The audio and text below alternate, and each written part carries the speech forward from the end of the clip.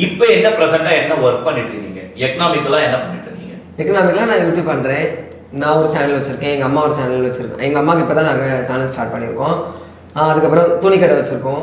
துணி கடை வச்சிருக்கோம். ஆமா, ஷாப் ஓபன் பண்ணியிருக்கோம். ஸோ இந்த 3 வேலையும் நல்லபடியா போயிட்டு இருக்கு. இதையெல்லாம் கடந்து உங்க குடும்பத்துல இருக்கக்கூடிய உங்க அம்மா, உங்க அப்பா எப்பனா இந்த வீடியோ உங்க அண்ணனுங்க இந்த வீடியோ எல்லாம் பார்த்துட்டு சிரிச்சு பேசின நாட்கள்லாம் இருக்கா?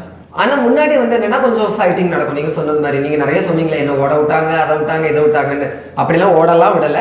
ஒரு கிராமத்துல ஒரு சோஷியல் மீடியா வந்தா இம்பாக்ட் எப்படி இருக்கும் அந்த ஃபேமிலியில அப்படிங்கிறதுக்கு நான் ஒரு பெஸ்ட் எக்ஸாம்பிள். என்ன நிறைய திட்டிருக்காங்க, நிறைய சண்டை போட்டிருக்காங்க. ஏன் நான் நிறைய நீங்க சொன்ன மாதிரி ஓடலாம் செய்யலை, நான் அடி வாங்கியிருக்கேன்.